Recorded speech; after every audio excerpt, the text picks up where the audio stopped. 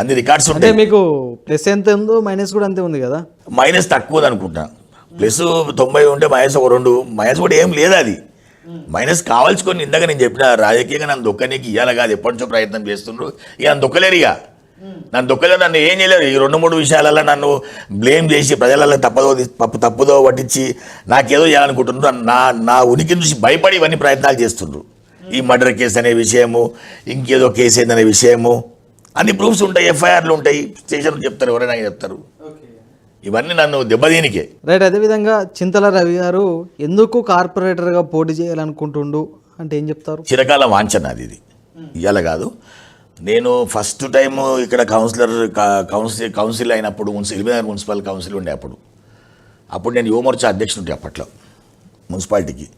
అప్పుడే నేను కౌన్సిలర్గా పోటీ చేద్దాం అనుకున్నా. నా వార్డు బీసీ అయింది, బీసీ మహిళ అయింది. ఓకే. నా వార్డు బీసీ మహిళ అయింది కాబట్టి అప్పుడు నేను పోటీ నాకు అవకాశం దొరకలేదు. అప్పటి నుంచి కూడా నాకు ప్రతి పార్టీలో కూడా కొంత ఇబ్బందికరంగా పరిస్థితి, టికెట్ రాక నిరాశతో నాకు అప్పటి నుంచి కూడా కార్పొరేటర్ కావాలనే ఆశయం ఉండేది. అంటే ఇప్పుడు చేసే సేవ కన్నా ఎక్కువ సేవ చేయగలుగుతాం మనం పవర్ చేతులు ఉంటే.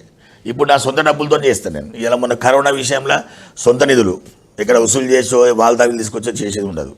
ఇలా నవరాత్రి ఉత్సవాలు చేస్తా, పెద్ద ఎత్తున చేస్తాను. నవరాత్రి ఉత్సవాలు ఎవరు చేయరు, మనసు తెలియదు, అంత పెద్దగా చేస్తా. ఏదో కొంతమంది దాతలు ఇస్తారు, తర్వాత మొత్తం సొంత నిధులతోనే చేస్తా. ఇలా దేవాలయంకి చైర్మన్గా చేసిన 3 కోట్ల దేవాలయం కట్టించిరా. అంటే జనాల సాయంతో చైర్మన్ కూడా కట్టించిన 3 crores దేవాలయం. ఇక్కడ రామాలయం ఫేమ్ దానిలో చిన్న సెక్రటరీగా పనిచేస్తున్నా. అంతకు చిన్నప్పటి నుంచి ఇవన్నీ ఆధ్యాత్మిక కార్యక్రమాల ముందుంటాను నేను. నిజంగా కూడా ఈ 1-2 అభిప్రాయాలు నా మీద ఉంటే ప్రజలు నన్ను యాక్సెప్ట్ చేయరు కదా. ఎక్కడ దేవాలయంలో ఉండము, ఎక్కడ ఉండము మనం. రైట్. అదేవిధంగా నేరుగా చెప్పండి, చింతల రవి గారికి కార్పొరేటర్ టికెట్ ఎందుకు ఇవ్వాలి? 1, స్థానికులు కాదు. 2, మొదటి నుంచి బీఆర్ఎస్ పార్టీలో లేరు. 3, మీకన్నా సీనియర్ నాయకులు బీఆర్ఎస్ పార్టీలో ఉన్నారు ఆల్రెడీ. 4, మీకన్నా యాక్టివ్ ఉన్న క్యాండిడేట్లు కూడా ఉన్నారు. ఓకే.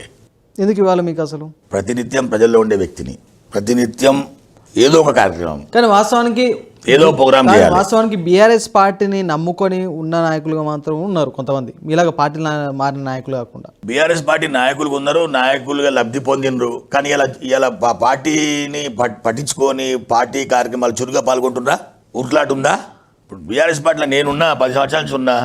నా ఉట్లాట, నా తపన పబ్లిక్ ఎప్పుడు సేవ చేయాలి, ఎప్పుడు ఉట్లాట, ఎవరికి పని చేయాలి, ఎవరిని ఎమ్మెల్యే తీసుకోవాలి, ఎవరి అధికారులతో కాలనీలలో పని చేయాలి, అది లేదు కదా.